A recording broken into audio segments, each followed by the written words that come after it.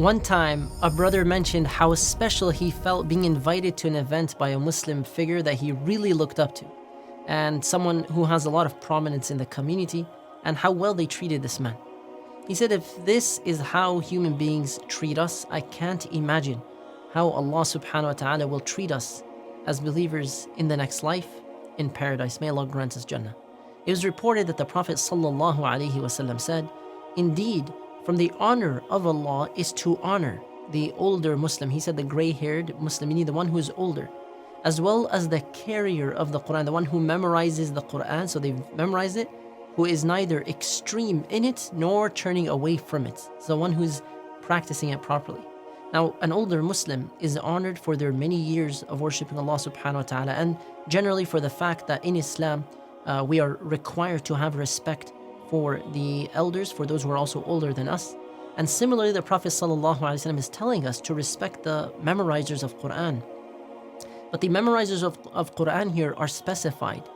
And they are specified in not being extreme. They have not transgressed, and also they have not turned away. They have not abandoned the Quran. So they're not practicing what they've memorized. He's emphasized here, sallallahu alaihi wasallam, two groups in this hadith. Two groups in this one hadith. The one who carries the Quran in this hadith is living a balanced life. They're representing the Quran. Who does that remind you of?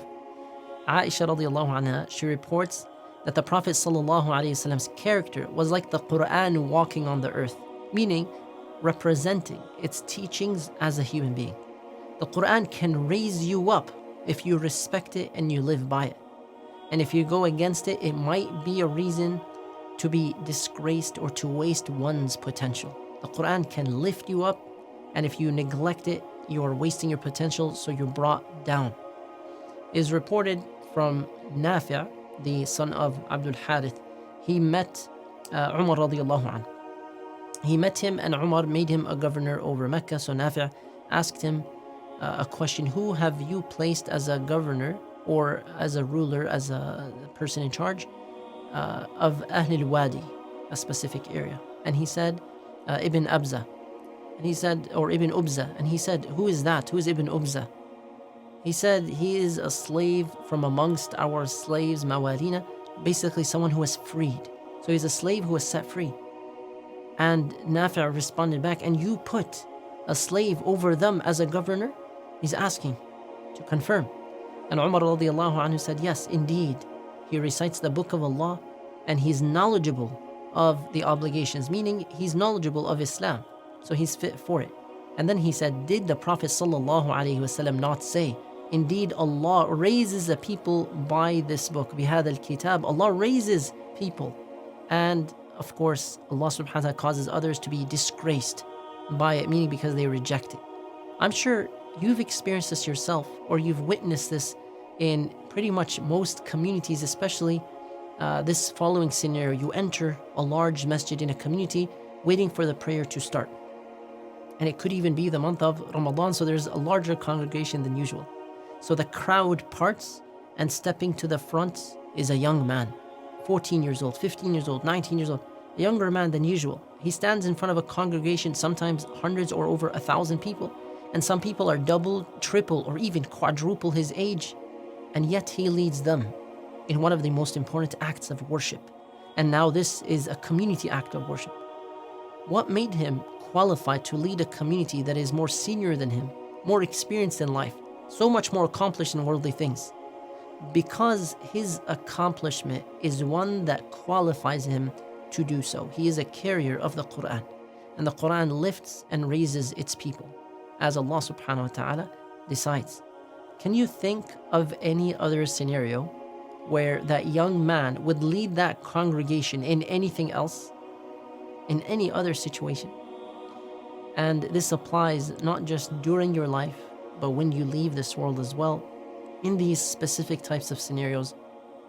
Jabir radiallahu anhu, famous companion, he narrates the Prophet sallallahu alaihi wasallam used to gather together two men from those who were killed in the battle of Uhud in one piece of clothing. So he'd cover both of these individuals, any two people.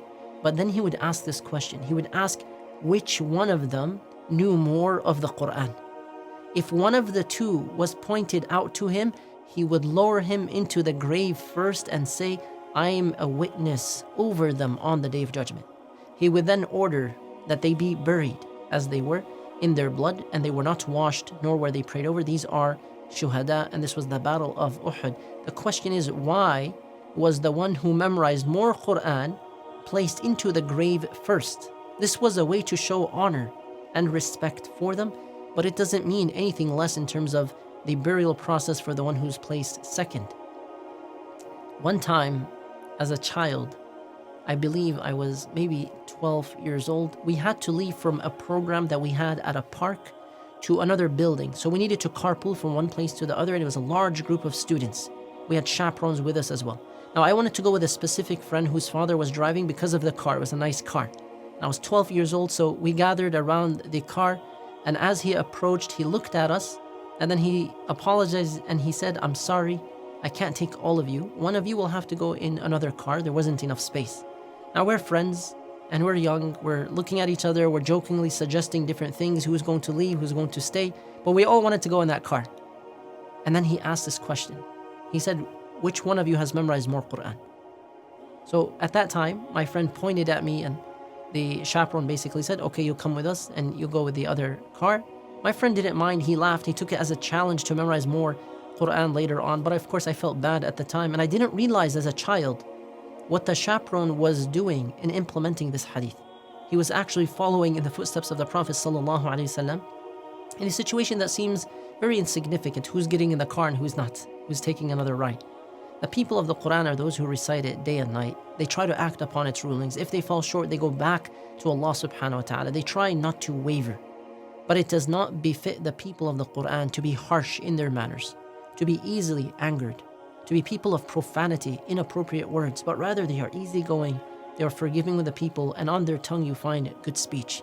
The people of the Quran, Ahlul Quran, are reminded not to indulge in the actions of people who are ignorant. It does not befit the one who carries kalamullah in their hearts to fall into acts of ignorance like the one who does not have the Quran in his or her heart. Al-Fulayl, rahimahullah, one of the earliest scholars, he said, the bearer of the Quran, the one who holds the Quran, is the bearer of the banner of Islam. He should not distract himself with the people who distract themselves, meaning they waste time, they kill time, nor talk about nonsense with those who talk about nonsense, all out of due respect for the Quran. I'll leave you with this. Is there someone in the past or present you feel is honored by the Quran? You don't have to mention their names. It's better not to, perhaps, but tell us about them. Let us inspire one another, and may Allah subhanahu wa ta'ala make us amongst the people of the Quran.